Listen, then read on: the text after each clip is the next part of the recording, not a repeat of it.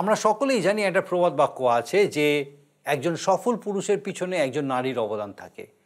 কিন্তু আমাদের মনে রাখতে হবে যে পুরুষ নারী নির্বিশেষে আমাদের জীবনে একজন অত্যন্ত ভালো বন্ধু পাওয়া অত্যন্ত গুরুত্বপূর্ণ বিষয়।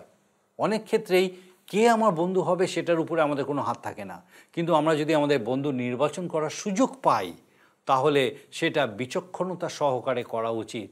এর কারণ হলো সেই বন্ধুই আমাদের জীবনের গতিপথকে প্রভাবিত করে। কিভাবে আমরা একজন সেই রকম ভালো বন্ধুকে নির্বাচন করতে পারি? সময় হলো হৃদয় খোলো, শ্রবণ করো জীবন বাণী, নম্র চিতে শ্রবণ করো, নম্র চিতে শ্রবণ করো খ্রিস্ট যিশুর জীবন খানি। নমস্কার, জীবনবাণী অনুষ্ঠানে আপনাকে স্বাগত জানাই। আমার বিশ্বাস আপনি নিয়মিত আমাদের সঙ্গে আমাদের এই জীবনবাণী অনুষ্ঠানে উপস্থিত আছেন। আর ঈশ্বরের বাক্যের এই যে ধারাবাহিক আলোচনা এই অনুষ্ঠানে আমরা করে থাকি, বিশেষভাবে এই আলোচনার মধ্যে দিয়ে আপনি লাভবান হচ্ছেন আপনার জীবনে। আর আপনার কাছে আমরা কৃতজ্ঞ যে আপনি নিয়মিতভাবে আপনার মতামত আমাদেরকে জানাচ্ছেন। এই অনুষ্ঠান আপনার কীরকম লাগছে, ঈশ্বরের বাক্য কিভাবে আপনার সঙ্গে কথা বলছে, কোন নতুন বিষয়টা আপনি শিখেছেন ঈশ্বরের বাক্য থেকে, কিভাবে আপনার জীবনে তা ব্যবহার করছেন, এই সমস্ত বিষয় আপনি আমাদেরকে জানাচ্ছেন। আমরা আপনার কাছে কৃতজ্ঞ এবং আপনাকে অনেক অনেক ধন্যবাদ। এইভাবেই আমাদের সঙ্গে যোগাযোগ করুন, এইভাবেই আমাদেরকে আপনার মতামত জানাতে থাকুন। আমরা অনেক উৎসাহিত হই যখন আপনি আমাদেরকে জানান যে কিভাবে এই অনুষ্ঠান আপনার জীবনে কাজ করছে। আসুন আজকে আমাদের অনুষ্ঠানের শুরুতেই একটা গানের মধ্যে দিয়ে আমরা ঈশ্বরের গৌরব করি।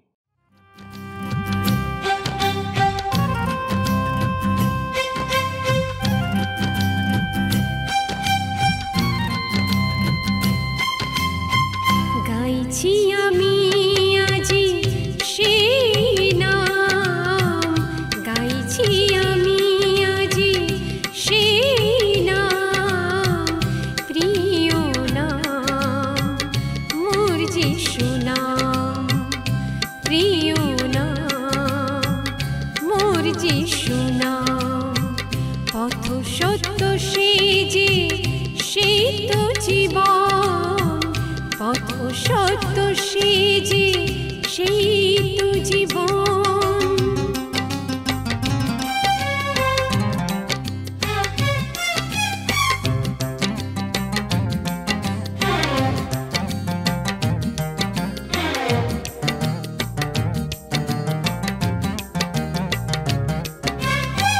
মানুষের জীবন দুদিনের তরে, আজ সে আছে কাল সে নাই।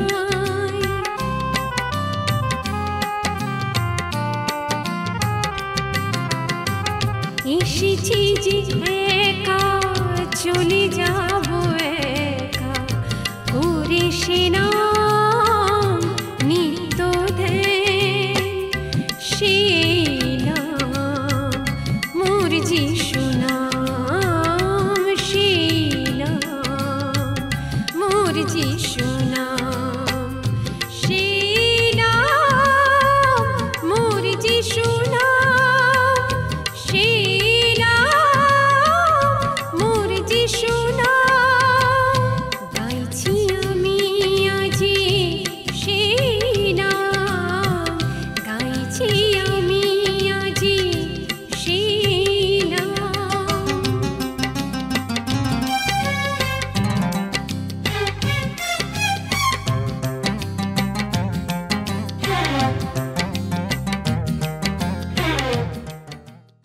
পবিত্র বাইবেলের পুরাতন নিয়মের অন্তর্গত রাজা সলোমন রচিত উপদেশক পুস্তকটি আমরা ধারাবাহিকভাবে অধ্যয়ন করছি।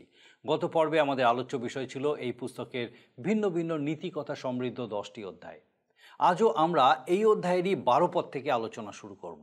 প্রথমেই আমরা লক্ষ্য করি যে রাজা সলোমন উপদেশ দিয়ে খুব সতর্কতার সাথে বন্ধু নির্বাচন করার কথা বলছেন। অনেক ক্ষেত্রেই মানুষ এই ব্যাপারে ভুল করে ফেলে।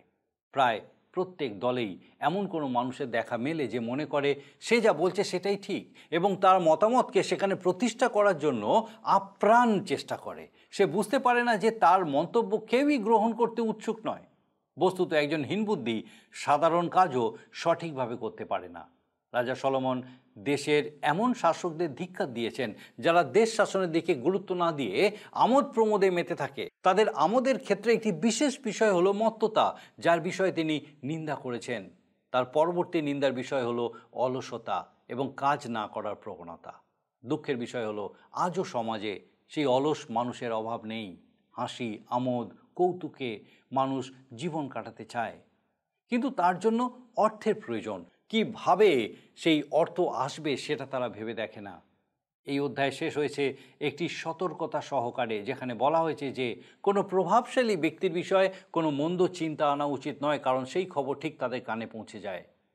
পুস্তকটির 11 অধ্যায় আমরা লক্ষ্য করি, সেখানে নীতিবাদী যারা সবসময় এদিক ওদিক না গিয়ে সব কিছুর মাঝ বরাবর যেতে চায়, একটা নাতিশীতোষ্ণ জীবনযাপন করতে চায়, তাদের আদর্শ পথ নির্দেশ করা হয়েছে। সেখানে সলোমনের প্রথম উপদেশ হলো ভালো কাজ করতে কেউ যেন দ্বিধাবোধ না করে, কারণ দেরিতে হলেও তার সুফল পাওয়া যায়। যতজনকে সম্ভব সাহায্যের হাত বাড়িয়ে দেওয়া উচিত, কারণ ভবিষ্যতে কি ঘটবে তা তো কেউ জানে না। সমস্ত ঝুঁকিপূর্ণ কাজ করার আগে পর্যাপ্ত ব্যবস্থা গ্রহণ করা প্রয়োজনীয় এবং সমস্ত কাজই বুদ্ধিপূর্বক চিন্তা ভাবনা করে করা উচিত। আপনি যা জানেন না সেটা জানার চেষ্টায় যতটুকু জানেন সেটা ভুলে যাবেন না। যৌবনকালে সবাই আনন্দ আহ্লাদে জীবন কাটাতে চায় এবং তারা করুক, কিন্তু মনে রাখুক যে একদিন তাদের যৌবন চলে যাবে এবং এই আনন্দ আর থাকবে না। আপনার যৌবনকাল যদি সঠিকভাবে চালিত না হয় তাহলে তার ফলাফল কিন্তু শূন্যই থেকে যাবে। এই সময়ের গুরুত্বপূর্ণ বিষয় হলো জীবনের বিষয়ে সঠিক সিদ্ধান্ত নেওয়া। আমরা যেন আমাদের যৌবনকে তুচ্ছ না করি। আসুন বিস্তারিতভাবে এই বিষয়গুলি অধ্যয়ন করি এবং দেখি যে ঈশ্বর এই বিষয়ের মধ্যে দিয়ে কিভাবে আজকে আমাদেরকে আমাদের জীবনের জন্য শেখাতে চান। আসুন আমরা আমাদের বিস্তারিত আলোচনায় প্রবেশ করি। প্রিয় বন্ধু, আমি আপনাদের কাছে এই অনুষ্ঠানে বাইবেলের পুরাতন নিয়মের উপদেশক পুস্তক থেকে বর্তমানে আলোচনা করছি। আজকের ওই উপদেশক পুস্তকের 10 অধ্যায় 12 পদ থেকে আমরা আলোচনা করব। আমরা এই জগতে বিভিন্ন পরিবেশে, বিভিন্ন অবস্থা ও পারিপার্শ্বিকতার সম্মুখীন হই, আর ঈশ্বরের আত্মার পরাক্রম ব্যতি রেখে আমরা সেই সমস্তের সম্মুখীন হতে পারি না, জয়প্রাপ্ত হতে পারি না ঈশ্বরের সন্তানের সম্মুখে সেগুলো ঈশ্বরের অনুমোদিত হিসাবে মেনে সহনশীল হয়ে নীরব থাকতেও। আবার ঈশ্বরের আত্মার শক্তিতে অভিষেক প্রাপ্ত হয়ে না থাকলে সেই সমস্ত শয়তানের চাতুরীকে চিনে শয়তানকে দূর করবার মতো ধমক দেওয়ার শক্তি আমরা পাই না। উপদেশক 10 অধ্যায় 11 পদে দেখি যে শয়তানের চাতুরী মণ্ডলীতেও বিভিন্ন জনের মাধ্যমে আমাদের সামনে আসতে পারে এবং দেখতে পারেন যে আপনার পরম হিতাকাঙ্ক্ষী হিসাবে কেউ উপস্থিত হতে পারে, কিন্তু তার কাছে হতেই আপনাকে পরবর্তী মুহূর্তে সর্পদংশনের জ্বালাভোগ করতে হতে পারে। দাউদের ক্ষেত্রেও লক্ষ্য করি, তার বন্ধু অহিতফল তার বিরুদ্ধে উঠলে এক দুঃখের অনুভূতি দাউদের মধ্যে জেগে উঠেছিল। দাউদের মন্ত্রণাদাতা ও ব্যক্তিগত বন্ধু অহিতফল দাউদকে পরিত্যাগপূর্বক দাউদের বিদ্রোহী অবশালোমের সহগামী হলেন। দাউদের হৃদয়কে এই ঘটনা যেন ভেঙে দিয়েছিল। মনে হয় অবশালোমের বিরোধিতাতে দাউদ ভগ্ন হৃদয় ও দুঃখিত চিত্ত হয়েছিলেন। মনে হয় আরও যে দাউদের সেই যৌবনকালেও সেই পর্যন্ত দাউদের মতো আর কোনো শাসক ছিল না। এমন বিরোধিতার সময় হতে দাউদ যেন বার্ধক্যের মধ্যে চলে আসেন। দাউদ তার হৃদয় ঢেলে দিলেন। গীতসংগীতার 55 গীতটিতে আমরা সেই দৃশ্য দেখতে পাই। আর আমরা দেখি যে উপদেশক পুস্তকে সলোমন যা বলছেন, এমন ঘটনার সম্ভাবনায় আমাদেরকে সতর্ক থাকতে হবে। আজকের দিনে অধিকাংশ মানুষের জীবনে এই দর্শন, পথের মাঝখানটি ধরে যে চলে এমন ব্যক্তি উত্তম কাজ করে বটে। তারা এমন পরিস্থিতির সমস্ত দিক বজায় রাখার মতো এক মধুর ব্যবহার করে জীবন অতিবাহিত করে, খুবই সতর্ক থাকে। কখনো কখনো মনে হয় বাস্তবিকভাবে এমন উত্তম কার্যকারী বা মধ্যপথযাত্রী আপোষকারী ব্যক্তিদের সম্মুখীন হলে তারা যে চাতুরীর পথে চলে, যা বলে সেই বিষয়গুলো অঙ্গুলি নির্দেশ করে তাদেরকে দেখিয়ে দিই, কিন্তু জানি এও যে আপনি যদি এইভাবে ভুল দেখিয়ে দেন, আপনাকে ভয়ঙ্কর পরিস্থিতির সম্মুখে পড়তে হবে, দুষ্ট চক্রের মধ্যে আক্রান্ত হতে হবে। তাই দেখুন 10 অধ্যায় 12 পদে উপদেশক পুস্তকে কি লেখা আছে? জ্ঞানবানের মুখনির্গত বাক্য অনুগ্রহজনক, কিন্তু হীনবুদ্ধির নিজ ওষ্ঠ তাহাকে গ্রাস করে। আবার এমনও হয় তা চতুর্দিকে বা তার পক্ষ অবলম্বনকারীদেরকেও গ্রাস করে। এই জন্যই উপযুক্ত বন্ধু নির্বাচনে আমাদেরকে সতর্ক হতে হবে। আমি আমার সন্তানকেও সেই বুদ্ধি ও পরামর্শ দিই যেন জীবন পথে উপযুক্ত বন্ধু নির্বাচন করতে পারে। এমনও সংসর্গ আসতে পারে যারা তার জীবন ধ্বংস করতে চাইবে। হ্যাঁ, সেই বিষধর সর্পের মতো লোকও রয়েছে। তাদের কাছে আপনি সুন্দর ও তাদের কাছে মনোমুগ্ধকর হন, তাহলে ভালোই, কিন্তু মনে রাখুন ও সতর্ক থাকুন এই বিষয় যে তাদের উপস্থিতিতে আপনি তাদের সঙ্গে কেমন ব্যবহার করেছেন। তা কি ওই মধ্যপথে চলার লোকদের মতো? তা কি ওই উত্তম কার্যকারীদের মতো? তোষামতকারী বা আপোষকারী রূপে নিজেকে রেখেছেন? সাবধান হন, এই আমার পরামর্শ। উপদেশক তার 10 অধ্যায় 13 এবং 14 পদ দেখি, এখানে লেখা আছে, তাহার মুখনির্গত কথার আরম্ভই অজ্ঞানতা ও তাহার মুখের শেষ ফল দুঃখদায়ক প্রলাপ। অজ্ঞান লোক অনেক কথা কয়, কিন্তু কি হইবে তাহা মনুষ্য জানে না, এবং তাহার পরে কি হইবে তাহা তাহাকে কে জানাইতে পারে? দেখুন, এই অংশে বিশেষ করে আমরা 13 এবং 14 পদ পাঠ করলাম। এ কথা সত্যি কত সত্য। একটা বিষয় কি আপনি লক্ষ্য করেছেন কখনো যে একটা দলের মধ্যে বা কয়েকজন লোকের মধ্যে আপনি যদি খোলাখুলি আলোচনার উদ্দেশ্যে আপনার মনের কোনো প্রশ্ন বা প্রসঙ্গ উত্থাপন করেন, দেখবেন কিছু বাচাল বাকপটু লোকের উপস্থিতি সেখানে থাকে। কিছু লোক যার কথা বলতে ভালোবাসে, তারা ওই বিষয়টির প্রসঙ্গে কথা বলে তা অসম্ভাব্য বলে বিবেচনা করবে, আর ওই দল তখন তার চুপ করে থাকা ইচ্ছা করবে। প্রকৃত কথা হলো, ওই ধরনের লোকদের মস্তিষ্ক তাদের মুখকে ব্যবহার করে। তারা প্রচুর বকবক করে এবং একসময় মস্তিষ্ক থেমে যায়, ওই প্রসঙ্গটিকে ছেড়ে দেয়। 15 পদে লেখা আছে 10 অধ্যায় উপদেশক পুস্তকে, হীনবুদ্ধি লোকের পরিশ্রম তাকে ক্লান্ত করে, কারণ নগরে কিরূপে যাইতে হয় তাহা সে জানে না। আমরা দেখি যে হীনবুদ্ধি অজ্ঞানেরা অযৌক্তিক পরিশ্রম করে ক্লান্ত হয়ে পড়ে। এরপরে 16 পদে দেখি লেখা আছে, হে দেশ, ধিক তোমাকে যদি তোমার রাজা বালক হন ও তোমার অধ্যক্ষগণ যদি প্রত্যুষে ভোজন করেন। প্রত্যুষে ভোজনকারী বা বালক রাজাগণের ধ্যান জ্ঞান, নিজেদের খেয়ালকুশি, আমোদ প্রমোদ, প্রজাদেরকে যথার্থ শাসন ও প্রজাপালন এবং দেশে আশীর্বাদ প্রাপ্তি তাদের কাছে গুরুত্ব পায় না। গুরুত্ব তাদের নিজেদের আমোদ প্রমোদ ও প্রয়োজন পূর্তিতে। 10 অধ্যায় 17 পদে লেখা আছে, হে দেশ, ধন্য তুমি যদি কুলীন পুত্র তোমার রাজা হন এবং তোমার অধ্যক্ষগণ উপযুক্ত সময়ে ভোজন করেন, বল বৃদ্ধির নিমিত্ত, মত্ততার নিমিত্ত নয়। আজকের দিনে এক বড় সমস্যা নেশার বস্তু, তরল পানীয়, সুরা বা মদ। এইসব নেশাকারক বস্তু বা মদ বিক্রেতারা আজ লক্ষপতি কোটিপতি হয়ে বসেছে। মানুষ বিভিন্ন আসরে, বিভিন্ন আলোচনা সভাতে, ভোজের গৃহে দেশের উন্নতির কথা প্রসঙ্গ করে বটে, কিন্তু বুঝে দেখে না দেশের অবনতি, অভিশাপকে আহ্বান জানিয়ে সেই সঙ্গে সুরাপানের বা নেশা জাগানোর ব্যবস্থাগুলো তারাই ঠিক রাখে। আশীর্বাদ কোথা হতে আসবে? সেই আশীর্বাদকে তো মানুষই বাধা দিয়ে ঠকিয়ে থাকে। আমরা দেখি যে উপদেশক তার 10 অধ্যায় 18 পদে কি লেখা আছে, আলস্য দ্বারা ছাদ বসিয়া যায় ও হস্তের শৈথিল্যে ঘরে জল পড়ে। বড় সুন্দর কথা। অলসতা ও কাজ অস্বীকার করার প্রবণতা সর্বনাশের এক কারণ। ভয় হয় আজকের দিনে দেশের মানুষ এমন পর্যায়ে চলে আসছে, অতি সাধারণ একটা কথা মুখে মুখে ঘোরে, তা হলো যে কোনো সমস্যা বা বিপদকে সহজভাবে দেখার জন্য, মনোভঙ্গ যেন না হয় তার জন্য বলে সহজভাবে গ্রহণ করো, যেন কিছুই বিশেষ ঘটেনি, অর্থাৎ দুঃখ ভুলে যাও আর যত পারো হাস্যরসে মেতে ওঠো। মনোভঙ্গ বা ভুলে যাওয়ার শুধু না হোক, কিন্তু সমস্তই প্রভুতে দৃঢ় হয়ে ধারণ করতে হবে। সেই বিপদে প্রভুই পথ দেখাবেন। 19 পদে লেখা আছে, হাস্যের নিমিত্ত ভোজ প্রস্তুত করা হয় এবং দ্রাক্ষারস জীবন আনন্দযুক্ত করে আর রৌপ্য সকলি যোগায়। ধনীদের অনেকেই পথের মাঝখানে দিয়ে চলে। তারা খুব উদার মনোভাবাপন্নের ভাব দেখায় বটে, প্রকৃতপক্ষে তারা আন্তরিকভাবে গোঁড়া, রক্ষণশীল ও সংস্কারাচ্ছন্ন। 20 পদে লেখা আছে, মনের মধ্যেও রাজাকে শাপ দিও না, আপনার শয়নাগারে ধনীকে শাপ দিও না, কারণ শূন্যের পক্ষেই সেই শব্দ লইয়া যাইবে, যে পক্ষধারী সে সেই কথা জ্ঞাত করিবে। রাজাকে শাপ দিও না।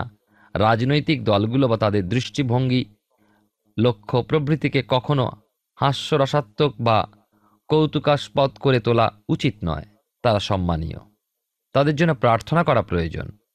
বিদ্রূপ, ব্যঙ্গচিত্র, ব্যঙ্গ রচনা, হাস্যচ্ছলে বিকৃত বর্ণনা, এসবের কোনো কিছুই কোনো দেশনেতার বিরুদ্ধে করা সঙ্গত নয় আমাদের, বরং অন্যায়। কেননা শাস্ত্রে দেখি, বাইবেলে 1 পিতর তার 2 অধ্যায় 17 পদে লেখায় সকলকে সমাদর করতে বলা হয়েছে। ভাতৃ সমাজকে প্রেম করো, ঈশ্বরকে ভয় করো, রাজাকে সমাদর করো। প্রিয় বন্ধু, এখন আপনাদের কাছে বাইবেলের পুরাতন নিয়মের উপদেশক তার 11 অধ্যায় নিয়ে আলোচনা করব। উত্তম কার্যকারীদের অনুসরণীয় পথ এই অধ্যায় বলা হয়েছে। নৈতিক মানুষের জন্য যারা একটা নীতিবান বা ভালো জীবনযাপন করতে চায় এবং চায় পথের মাঝ বরাবর চলতে, না দক্ষিণ বা না বামে, না গরম বা না ঠান্ডা, এমন অবস্থার মধ্যে দিয়ে পথ চলে। 1 পদে লেখা যে তুমি জলের উপরে আপন ভক্ষ ছড়াইয়া দাও, কেননা অনেক দিনের পরে তাহা পাইবে। ভালো বা সৎ কাজ করতে ভীত হবেন না। হতে পারে সেই সৎ কাজের পুরস্কার লাভ অনেক দেরিতে হবে, তবু ওই সৎ কাজ বিনা দ্বিধায়, বিনা ভয় করুন। 2 পদে লেখা আছে 7 জনকে, এমনকি 8 জনকে অংশ বিতরণ করো, কেননা পৃথিবীতে কি আপদ ঘটিবে তাহা তুমি জানো না। আপনি যখন ভালো বা সৎ কাজ করেন, মঙ্গল বা কল্যাণকর কাজ করেন, একজনের থেকে অধিক লোকের কল্যাণ সাধনের জন্য সুনিশ্চিত হন। অল্প কতক লোকের জন্য সম্পূর্ণভাবে কল্যাণ সাধনে ব্যাপৃত থাকুন, কেননা আপনিও আপনার জীবনে পরবর্তী সময় আসন্ন অসুবিধা ও সমস্যা সংকটে অনেকের বা কিছু লোকেরও সহায়তা লাভ করবেন। লূক লিখিত সুসমাচারের 16 অধ্যায় প্রভু যিশুর দেওয়া সেই দৃষ্টান্তে এমন বিবৃতি পাই। এক অধার্মিক দেওয়ান ছিল, যে বাস্তবিকই রূঢ় প্রকৃতির। সে তার নিজের স্বার্থে নিজের প্রভুর প্রত্যেক ঋণীর কাছে গিয়ে তাদের ঋণ প্রভুর কাছে যা ছিল তা কমিয়ে দিল। আর ফলে যখন সে তার চাকরি হারাবে, তখন সে তাদের কাছে সাহায্যার্থে যেতে পারবে। উপদেশক তার 11 অধ্যায় 3 পদে লেখা আছে, মেঘ সকল যখন বৃষ্টিতে পূর্ণ হয়, তখন ভূতলে জল সেচন করে, এবং বৃক্ষ যখন দক্ষিণে কিংবা উত্তরে পড়ে, তখন সেই বৃক্ষ যেদিকে পড়ে সেই দিকে থাকে। আমরা দেখতে পাই এই অংশে, বিশেষ করে আমরা দেখতে পাচ্ছি যে বৃষ্টির বিষয় যদি পূর্বকথিত থেকে থাকে, যদি হয়ে থাকে ভবিষ্যৎবাণী, তবে নিশ্চয়ই ছাতা নিয়ে প্রস্তুত থাকা ভালো। যদি এক বিরাট গাছের পতন হয়, তবে তাকে স্থানান্তর করা বড় কষ্টসাধ্য। তাহলে এখানে সলোমন কি বলছেন? ঝুঁকিপূর্ণ কাজে নামবার আগে সেই সম্পর্কে বিশেষ বোধশক্তি আমাদের থাকা প্রয়োজন। প্রয়োজন ভালোভাবে বোঝাপড়ার, কেননা কাজে নেমে পড়ার পর কোনো পরিবর্তন করা সম্ভব নয়। পরিস্থিতি অশান্তিপূর্ণ হয়ে পড়ে তাতে। 4 পদে লেখা আছে, যেজন বায়ু মানে সে বীজ বপন করিবে না, এবং যেজন মেঘ দেখে সে শস্য কাটিবে না। যা কিছুই করবেন বুদ্ধিসহ করুন। কোনো ব্যক্তি যদি বীজ বপন করতে চায়, বাতাস বন্ধ থাকা পর্যন্ত তাকে অপেক্ষা করতে হবে। আর যদি সে চায় শস্য ছেদন করতে, তবে বৃষ্টির সম্ভাবনা থাকলে কাজ শুরু করবে না, বুদ্ধিপূর্বক চলতে হবে। 5 পদে লেখা আছে, বায়ুর গতি ও গর্ভবতীর উদরস্থ অস্থির বৃদ্ধি যেমন তুমি জানো না, তেমনি সর্বসাধক ঈশ্বরের কার্যও তুমি জানো না। বড় সুন্দর কথা। এক পূর্ণাঙ্গ ভ্রূণের গঠন ও একটা শিশুর পার্থিব জন্ম আজও এক বিশেষ রহস্যাবৃত বিষয়। আত্মিক পুনর্জন্ম হলো আরও এক রহস্যাবৃত বিষয়। আপনি জানেন না কিভাবে আত্মা কার্যরত হয়। প্রভু যীশু বলেছেন যোহন লিখিত সুসমাচারের 3 অধ্যায় 8 পদে, বায়ু যেদিকে ইচ্ছা করে সেই দিকে বহে, এবং তুমি তাহার শব্দ শুনিতে পাও, কিন্তু কোথা হইতে আইসে আর কোথায় চলিয়া যায় তাহা জানো না। আত্মা হইতে জাত প্রত্যেকজন সেরূপ। এমন নিগূঢ় বিষয়গুলো রয়েছে যা আমরা জানি না। সলোমন কি বলতে চাইছেন সে বিষয়ে আমার মনে হয় আপনি যা জানেন না তা জানতে চেয়ে যা জানেন তাকে বাধা দেবেন না, বা সেই ক্ষেত্রে বিড়ম্বনা সৃষ্টি করবেন না। আমি একটা উদাহরণ দেওয়ার দরকার বলে মনে করছি। যে কোনো মানুষই একটা চেয়ারের ব্যবহার সম্পর্কে জানেন। আমার বসার ঘরে একটা চেয়ার রয়েছে, খালি চেয়ার। আমার কখনো প্রয়োজন পড়বে তখন উঠে সেখানে আমি বসতে পারি। কিন্তু মনে রাখবেন, ওই চেয়ার সম্পর্কে আমি অনেক কিছুই জানি না। কে তৈরি করেছে, কিভাবে তার গঠন সম্পন্ন হয়েছে, এমন অনেক বিষয় ওই চেয়ার সম্পর্কে আমার জানা নেই। অথচ চেয়ারটি যে কি কাজে প্রয়োজন সেই সম্পর্কে সকলেই জানে। আর এও জানি আমার দরকার হলে আমি সেখানে বসবো এবং সেই বস্তুটি আমাকে ধরে রাখতেও পারে। ব্যাস, এই যথেষ্ট। আর যথেষ্ট বলেই আমার পক্ষে ওই চেয়ার সম্পর্কে যা জানি না তার দ্বারা যা জানি তার ব্যাঘাত সৃষ্টি করতে চাই না। আমরা অনেকে আছি যে সর্বসাধক ঈশ্বরের কার্য আমরা অনেক কিছু বুঝি না, তা নিয়ে আমাদের মাথা ঘামানোর দরকার নেই। কিন্তু যা জেনেছি বা যা পেয়েছি তাই নিয়ে আমরা সন্তুষ্ট থাকি। উপদেশক তার 11 অধ্যায় 7 এবং 8 পদে লেখা আছে, সত্যই আলোমিষ্ট এবং চক্ষুর পক্ষে সূর্য দর্শন ভালো। কোনো মনুষ্য যদি অনেক বৎসর জীবিত থাকে তবে সেই সকলে আনন্দ করুক, কিন্তু অন্ধকারের দিন সকল মনে রাখুক, কেননা সেই সকল দিন অনেক হইবে, যাহা যাহা ঘটে সে সকলেই অসার। প্রিয় শ্রোতা বন্ধু, প্রিয় ভাই ও বোন, একদিন আপনি বার্ধক্যে পৌঁছাবেন। এই জীবনের পথে এগিয়ে চলতে চলতে সর্বসময় সন্তোষজনক অবস্থা থাকবে না। আপনার অগ্রবর্তী দল বা জন, আপনার গুরুজন, যারা তাদের জীবনে সুখ, সন্তোষ, দুঃখ, ব্যথা বিভিন্ন সময় এসে উপস্থিত হয়েছে, আনন্দ, সুখ, সন্তোষের সময় কেউ স্থির নিশ্চিতভাবে বলতে পারেনি যে সমগ্র জীবন এমন ধারাতেই চলতে থাকবে। আবার যখন দুঃখ, ব্যথা বা ক্লেশের সময় এসেছে তখনও দৃঢ়ভাবে বলতে পারেননি এই ব্যথাই সারা জীবন থাকবে। না, তা বলা যায় না। জীবন পথে যখন যেমন অবস্থা আসে, ঈশ্বরের সন্তানকে প্রভুতে সমর্পিত থেকে তা স্বীকার করা উচিত। সমস্ত অবস্থা ও পরিস্থিতিরই আসা প্রয়োজন। 11 অধ্যায় 9 এবং 10 পদে লেখা আছে কি দেখুন, যৌবনকালে ঈশ্বরের প্রতি মন দিতে উপদেশ। হে যুবক, তুমি তোমার তরুণ বয়সে আনন্দ করো, যৌবনকালে তোমার হৃদয় তোমাকে আহ্লাদিত করুক। তুমি তোমার মনোগত পথসমূহ তোমার চক্ষু দৃষ্টিতে চলো, কিন্তু জানিও ঈশ্বর এই সকল ধরিয়া তোমাকে বিচারে আনিবেন। অতএব তোমার হৃদয় হইতে বিরক্তি দূর করো, শরীর হইতে দুঃখ অপসারণ করো, কেন তরুণ বয়স ও জীবনের অরুণোদয়কাল অসার। মনে রাখবেন হে যুবক, জীবনের প্রতিটি ক্ষেত্রের উদ্দেশ্য এবং উদ্দেশ্যে সিদ্ধান্ত গ্রহণ করার এই উপযুক্ত সময়। আপনি যে যথার্থ রুচির পরিচয় দেবেন তার জন্য এই যৌবন হল গুরুত্বপূর্ণ সময়। অর্থাৎ যৌবনেই আপনি আপনার জীবনের সমস্ত লক্ষ্য, সমস্ত সিদ্ধান্ত, আপনার পথ ও পাথেয়, আপনার সহচর সমস্তই নির্বাচন করবেন। কত মানুষ আছেন যারা জীবনের এই মূল্যবান সময় যৌবনকে অবহেলা করেন, তুচ্ছ মনে করেন, ভুলকে বুনে চলে ভুল নির্বাচন করে ভ্রান্ত সিদ্ধান্ত গ্রহণ করে থাকে, ওই বহুমূল্য সময়ের অপচয় করে। তাই তারা তাদের অবশিষ্ট সমগ্র জীবনে সেই ভ্রান্তির ফসলই কেটে চলে। তাদের বৃদ্ধ বয়সে এমন কোনো নতুন সিদ্ধান্ত গ্রহণ করতে পারে না যার দ্বারা উপযুক্ত সময়ে সিদ্ধান্তে উপনীত হওয়ার সমস্ত সুফল প্রাপ্ত হতে পারে, কেননা তখন তাদের সময় চলে গিয়েছে।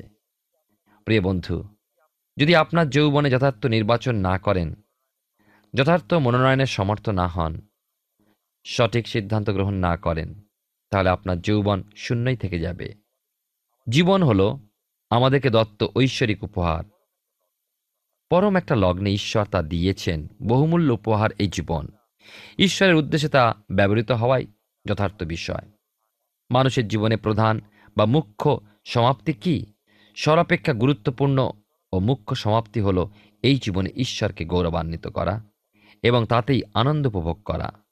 অনন্তকাল ব্যাপী এই আনন্দ খ্রিস্টতে উপভোগ করাই মুখ্য বিষয়, ইহজীবনের মুখ্য ও পরম উদ্দেশ্য। আমরা দেখি যে সলোমন তাঁর জীবনে যে সমস্ত পরীক্ষা করেছিলেন, আমরা সেগুলো এর আগের অধ্যায়গুলোতে দেখেছি। খুব সম্ভবত তিনি একমাত্র ব্যক্তি যিনি এই সমস্ত ক্ষেত্রেই পরীক্ষা করতে সমর্থ হয়েছিলেন। আর এই পরীক্ষাগুলো করেছিলেন তিনি তাঁর জীবনে শান্তি, সমাধান ও তৃপ্তি লাভার্থে ঈশ্বর হতে দূরবর্তী জীবনযাপন করেই। সমস্ত উপদেশক পুস্তকটি মূল চাবি ভাব যা প্রকাশিত হয়েছে তা হল সূর্যের নিচে মানুষ। তিনি তার প্রথম পরীক্ষণটি নিয়েছেন প্রকৃতি ও প্রকৃতি বিজ্ঞানের মধ্যে। আজ বহু মানুষ মনে করছে প্রকৃতির মধ্যেই তারা তাদের সমস্ত সমস্যার সমাধান প্রাপ্ত হবে। তাই সলোমন সমাধানের চেষ্টা করলেন প্রজ্ঞা ও দর্শনের মাধ্যমে। আমোদ প্রমোদ, বস্তুতান্ত্রিকতার মধ্যেও তারপর সেই সন্তোষ প্রাপ্তির প্রচেষ্টা চলেছিল। সেখানে ব্যর্থ হয়ে সলোমন অদৃষ্টবাদের মধ্যে জীবনের তৃপ্তি খুঁজলেন। এরপর শুধু নিজের স্বার্থে জীবন ধারণ, এই পথেই সার্থকতা খুঁজলেন। ব্যর্থ হলেন এখানেও এবং ফিরলেন ধর্মের প্রতি, কিন্তু ধর্মের আনুষ্ঠানিক দিকেই গভীর মনোযোগ করলেন, বাস্তবতায় নয়, আন্তরিকতায় নয়। তারপর তিনি সম্পদ ও নৈতিকতার মধ্যে অন্বেষণ করলেন জীবনের পরিতৃপ্তি, যেখানে তিনি দেখলেন অস্তিত্বের এক অসারতা ও বিস্বাদ ভাব। আমার মনে হয় আজকের যুব সমাজ এই জন্যই এর বিরোধিতা করে। এবার এই 12 অধ্যায় রাজা সলোমন তার শেষ ও চূড়ান্ত সিদ্ধান্তে এসে পৌঁছেছেন। সূর্যের নিচে সকল মানুষেরই এই সিদ্ধান্ত, যে বিষয় আমরা আগামী অনুষ্ঠানে আলোচনা করব। ঈশ্বর আপনার জীবনে মঙ্গল করুন। আমরা উপদেশক পুস্তক থেকে ধারাবাহিকভাবে অধ্যয়ন করছি। আমার বিশ্বাস বিশেষভাবে মহান ঈশ্বর তার জীবন্ত বাক্য দ্বারা আপনার সঙ্গে কথা বলছেন। উপদেশক পুস্তকের ভিন্ন ভিন্ন নীতিকথা সমৃদ্ধ অংশের অধ্যয়ন আমরা বিগত 2টি পর্ব থেকে শেষ করেছি। আজও সেই বিষয়ে কোনো ব্যতিক্রম হয়নি। তার দীর্ঘ জীবনকালে তিনি বহু অভিজ্ঞতা সঞ্চয় করেছিলেন, যার প্রকাশ আমরা এই অংশে দেখতে পাই। তার ঈশ্বরদত্ত জ্ঞান তাকে জীবনের বহু বিষয় উপলব্ধি করতে দিয়েছিল। আমরা আশ্চর্য হয়ে দেখি যে তিনি জীবন ও সমাজে কত ভিন্ন ভিন্ন বিষয়ে কথা বলেছেন, উপদেশ দিয়েছেন। আমরা আজ যে অংশ অধ্যয়ন করলাম সেই অংশেও দেখি যে তিনি কখনো সঠিক বন্ধু নির্বাচনের কথা বলেছেন, কখনো স্বার্থান্বেষী শাসকের কথা বলেছেন। তার বক্তব্যে তিনি নীতিবাদ নিয়ে মন্তব্য করেছেন, যৌবনের গুরুত্ব নিয়ে কথা বলেছেন। তিনি সমস্ত অবস্থার মধ্যে দিয়ে নিজেকে নিয়ে গেছেন, জীবনের সর্বস্তরে বিচরণ করেছেন। কিন্তু দুঃখের বিষয় হলো কোনো কিছুই তাকে তৃপ্ত করতে পারেনি, সবই তার কাছে অসার লেগেছে। আমরা আমাদের পরবর্তী পর্বে এই পুস্তকের শেষ অধ্যায়টি নিয়ে আলোচনা করব এবং লক্ষ্য করব যে জীবনের চূড়ান্ত পর্যায়ে এসে তার মতের কোনো পরিবর্তন হয়েছিল কিনা। আসুন এখন প্রার্থনায় যাব, আর আমি চাইব আপনি আমার সঙ্গে যোগ দিন। আসুন প্রার্থনা করি। মঙ্গলময় পিতা, ধন্যবাদ দিই তোমার জীবন্ত বাক্য জীবনের সঠিক পথ দেখতে আমাদেরকে সাহায্য করে। বিশেষ করে ধন্যবাদ দিই আমাদের প্রত্যেক দর্শক বন্ধুকে আজকে সেই পথের সন্ধান আরও নতুনভাবে, আরও সুনির্দিষ্টভাবে উপলব্ধি করতে তুমি সাহায্য করলে। প্রার্থনা করি প্রভু, জীবনের এই যে পথ তুমি নতুনভাবে দেখালে পিতা, প্রত্যেককে সেই পথে চলতে সাহায্য করো। স্বর্গীয় পিতা, প্রার্থনা করি বিশেষ করে আমাদের দর্শক বন্ধু, তাদের পরিবার পরিজন প্রত্যেককে, যদি এই মুহূর্তে কেউ কোনো অসুস্থতায় আছেন, সেই অসুস্থতার কি নাম আমরা জানি না, কতদিন ধরে তিনি ভুগছেন জানি না, কিন্তু জানি প্রভু, যদি তারা বিশ্বাসে স্থির থাকেন যে প্রভু তুমি তাদের সুস্থ করতে সমর্থ, তাদের সঙ্গে আমরা প্রার্থনা করি যে প্রভু তাদের এই বিশ্বাসের ফল তুমি পেতে দাও। তোমার অনুগ্রহের হাত তুমি তাদের উপরে রাখো। তোমার অলৌকিক আরোগ্যতা সেই অসুস্থ শরীরকে উপলব্ধি করে তোমার গৌরব করতে সাহায্য করো। স্বর্গীয় পিতা, প্রার্থনা করি একই সঙ্গে সেই ব্যক্তি, সেই পরিবার যেন তোমার দিকে দৃষ্টি স্থির রাখে পিতা, এবং অপেক্ষা করে তোমার উত্তরের জন্য। স্বর্গীয় পিতা, তুমি কৃপা করো, আর সেই প্রত্যেকের সঙ্গে সঙ্গে থাকো। তোমার যিশু নামে ভিক্ষা দয়া করে শ্রবণ ও গ্রহণ করো। আমেন। ঈশ্বর মহান, তিনি চান যেন আমাদের জীবনের মধ্যে দিয়ে আমরা আরও বেশি করে তার দিকে এগিয়ে চলতে পারি, তার গৌরব করতে পারি। সেই জন্য তিনি আমাদেরকে তার জীবন্ত বাক্য দিয়েছেন যে কীভাবে আমাদের চলা উচিত। আমার বিশ্বাস আগামী দিনেও এই জীবনবাণী অনুষ্ঠানে এইভাবেই আপনি উপস্থিত থাকবেন, যখন এইভাবেই ঈশ্বরের বাক্য আমাদের সঙ্গে কথা বলবে, পথ দেখাবে। ঈশ্বর আপনার মঙ্গল করুন। প্রিয় বন্ধু, আসুন আমরা আজকের প্রশ্ন উত্তরে আসি। গত সপ্তাহের প্রশ্নের উত্তর অপশন ডি, ডান হাত। আজকের প্রশ্ন, সলোমন কোথায় আপন ভক্ষ ছড়াতে বলেছেন? অপশন এ জলের উপরে, বি মাটির উপরে, সি উঠোনে, ডি পথে। প্রিয় বন্ধু, এই প্রশ্নের উত্তর আগামীকাল সন্ধ্যা 6টার মধ্যে option A, B, C, D সহকারে আপনার নাম ও সম্পূর্ণ ঠিকানা সহ 9433497235 এই নম্বরে SMS বা হোয়াটসঅ্যাপে পাঠাবেন। যদি আপনার এই অনুষ্ঠান ভালো লেগে থাকে তাহলে এই নম্বরে একটি মিসড কল করুন, তাহলে আপনি পরের বারে বিজয়ী হতে পারেন।